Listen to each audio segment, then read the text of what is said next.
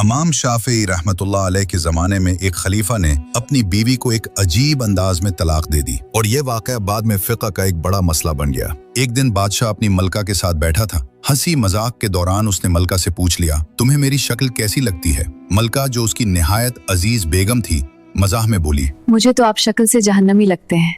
ये जुमला सुनकर बादशाह को गुस्सा आ गया और वो बोला, अगर मैं जहन्नमी हूँ तो मैं तुम्हें 3 तलाकें देता हूँ। ये सुनते ही मलका रोने लगी और कुछ देर बाद बादशाह को भी अपनी गलती का एहसास हो गया। अगले दिन बादशाह ने मुल्क भर के उलमा, मुफ्तियान किराम और इमाम हजरात को दरबार में जमा किया और पूछा, क्या इस तरह मेरी तलाक वाक़ई हो चुकी है? तमाम उलमा ने यके बाद दीगरे यही जवाब दिया कि जी हाँ, तलाक हो चुकी है और अब मलका आपकी ज़ौजा नहीं रही। लेकिन इस मजलिस में एक नौजवान मुफ्ती भी मौजूद था जो एक तरफ खामोश बैठा रहा। बादशाह ने उससे भी राय पूछी तो उसने अर्ज किया, जनाब, ये तलाक नहीं हुई क्योंकि आपने मशरूत तौर पर कहा था कि अगर मैं जहन्नमी हूँ तो तलाक है, और अभी ये साबित नहीं हुआ कि आप जहन्नमी हैं या नहीं। अगर कोई आपके जन्नती होने की गारंटी दे दे तो तलाक वाक़ई नहीं होगी। बादशाह ने हैरत से पूछा, मुझे जन्नती होने की गारंटी कौन देगा? तमाम उलमा खामोश हो गए क्योंकि दुनिया में किसी के जन्नती या जहन्नमी होने की कतई जमानत कोई नहीं दे सकता। तब उस नौजवान मुफ्ती ने कहा,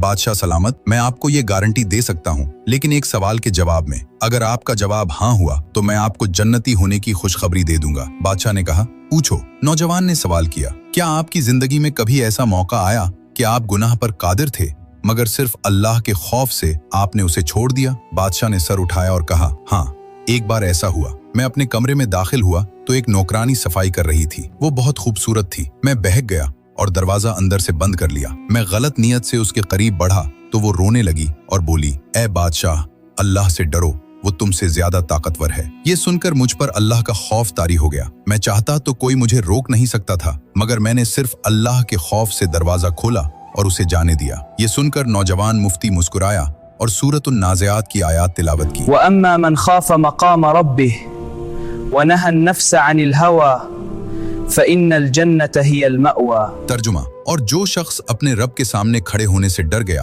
और अपने नफ्स को ख्वाहिशात से रोक लिया तो उसका ठिकाना जन्नत है। फिर उस नौजवान ने कहा, मैं गवाही देता हूँ कि आप जन्नती हैं और आपकी तलाक भी वाक़ई नहीं हुई।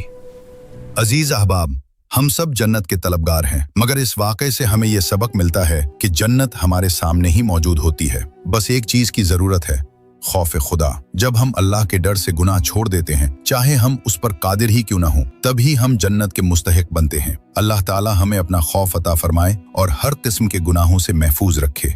आमीन।